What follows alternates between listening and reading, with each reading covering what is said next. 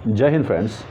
आप लोगों को पता होगा कि हमारा जो बॉडी है इसमें बहुत सारा ग्लैंड पाया जाता है और इन ग्लैंड को दो टाइप में कैटेगराइज किया गया है। मतलब आपके बॉडी में एक एंडोक्राइन होगा, एक एक्सोक्राइन ग्लैंड मौजूद होगा। अब देखिए, एक्सोक्राइन मतलब जिसके पास में ट्यूब्स होता है। मतलब अगर किसी भी ग्लैंड के पास में ट्यूब है, मतलब पाइप है, तो उसको हम लोग एक्सोक्राइन ग्लैंड के नाम से जानते हैं। वहीं पर दूसरा जिसके पास में कि ट्यूब नहीं होता है उसको बोलते हैं एंडोक्राइन। अब देखिए, एक्सोक्राइन ग्लैंड में हम लोग अगर एग्जांपल लें, जैसे आपके मुंह में प्रेजेंट होता है सलेवरी ग्लैंड, तो सलेवरी ग्लैंड के पास में रहता है सलाइवा वाला ट्यूब, मतलब वो उसको कहते हैं सलेवरी ट्यूब। तो उसमें क्या करता है, वो सलाइवा निकालता है और सलेवरी ट्यूब से होते हुए वो बाहर निकलता है।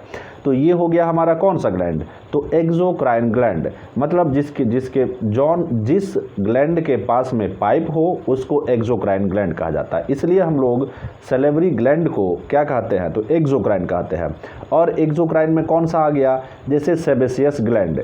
जैसे अगर गर्मी का टाइम है या ठंडी का ही टाइम है, या आप सुबह में सो करके उठते हैं तो आपका जो फेस है वो थोड़ा ऑयली दिखता है, तो वो किसके कारण, मतलब वो ऑयल को निकालता है कौन, तो सेबेसियस ग्लैंड। तो ये हो गया सेबेसियस ग्लैंड। तो सेबेसियस ग्लैंड के भी पास में पाइप होता है। तो इस पाइप के कारण हमारे प्यारे छात्रों, हमारे प्यारे मित्रों, उसको कहा जाता है एक्सोक्राइन ग्लैंड। एक तो हो गया सेबेसियस। अब देखिए, एक है स्वेट ग्लैंड, मतलब पसीना जिससे निकलता है उसको बोला जाता है स्वेट ग्लैंड। तो स्वेट ग्लैंड के भी पास में पाइप होता है, इसलिए इसको क्या कहेंगे, तो इसको कहेंगे हम लोग एक्सोक्राइन ग्लैंड। अब दूसरा आता है एंडोक्राइन, मतलब जिसके पास में क्या ना हो, तो पाइप ना हो, मतलब जिसके पास में ट्यूब ना हो। अब इसका एग्जाम्पल में क्या क्या ले सकते हैं, सबसे पहले इसमें आता है पिट्यूटरी ग्लैंड। ये जो पिट्यूटरी ग्लैंड होता है कहाँ होता है, तो ये होता है हमारे मस्तिष्क में। इसी तरीके से आपके गर्दन में होता है एक ग्लैंड जिसका नाम है थायराइड ग्लैंड। आपने अपने आस पड़ोस में सुना होगा कि किन्हीं को थायराइड की समस्या हो गई है, तो वहाँ पर थायराइड क्या करता है, अनियंत्रित तरीके से, अनकंट्रोल्ड तरीके से थायरोक्सिन हार्मोन निकालता है। तो इस थायराइड ग्लैंड को भी हमारे प्रिय मित्रों क्या कहेंगे, तो इसको भी कहेंगे हम लोग एंडोक्राइन ग्लैंड। अब यहाँ पर प्रश्न यह उठता है कि कुछ हमारे बॉडी के अंदर में क्या ऐसा ग्लैंड है जो कि क्या हो, एंडोक्राइन के भी तरह काम करता हो और जो कि एक्सोक्राइन के भी तरह काम करता हो।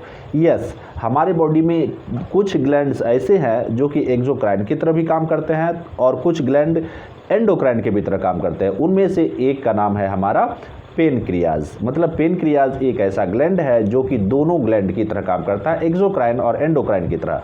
अब देखिए, आपने जैसा कि पढ़ा कि एक्सोक्राइन क्या करता है, तो जूस निकालता है, तो किससे होते हुए जाता है, तो वो पाइप से निकलता है। तो वहीं पर एंडोक्राइन जो होता है वो क्या करता है, डायरेक्ट ब्लड स्ट्रीम में। अब उसमें उसके पास में ट्यूब तो है नहीं, तो वो अपना जो हार्मोन निकालेगा, जो सब्सटेंस का सेक्रेशन करेगा। देखिए, जो एंडोक्राइन ग्लैंड होता है वो सब्सटेंस का सेक्रेशन करता है, जिसको कि हम लोग एक स्पेशल नाम से जानते हैं, जिसको क्या कहते हैं, हार्मोन। अब ये हार्मोन डायरेक्ट कहाँ रिलीज करता है, तो ये ब्लड स्ट्रीम में रिलीज करता है। तो ये थोड़ी सी बातें थी बायोलॉजी वाली। अब थोड़ी सी बात करते हैं मेटल और नॉन मेटल की। जैसे देखिए, आपने पढ़ा होगा कि जो हमारा कार्बन है, ये कार्बन क्या है, तो नॉन मेटल है। तो मतलब ये हीट और इलेक्ट्रिसिटी को कंडक्ट नहीं करता है। लेकिन इसमें दो एक्सेप्शन आता है कि हीरा भी कार्बन से मिलकर के बना हुआ है और ग्रेफाइट भी कार्बन से मिलकर के बना हुआ है। तो अब ये दोनों क्या है कि आपको इलेक्ट्रिसिटी को कंडक्ट करता है। मतलब आपके पेंसिल में जिससे आप लिखते हैं वो ग्रेफाइट है जो कि कार्बन का बना हुआ है, वो इलेक्ट्रिसिटी को क्या करता है, तो कंडक्ट करता है। हालांकि हम लोगों ने पढ़ा है कि कार्बन क्या है, नॉन मेटल है, तो इलेक्ट्रिसिटी को कंडक्ट नहीं करेगा। तो यहाँ पर ये एक्सेप्शन में आ गया। और इतना ही नहीं, आप इस बात को जानते होंगे कि गोल्ड जो होता है सबसे ज़्यादा, मतलब the best conductor of electricity होता है।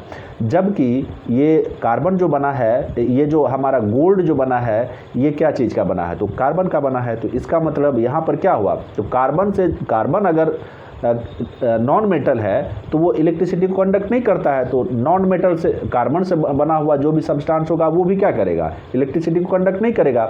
लेकिन एक्सेप्शन में आ जाता है हमारा हीरा, यानी कि गोल्ड। तो आज के लिए बस इतना ही, मिलते हैं आपसे अगले वीडियो में, तब तक के लिए जय हिंद।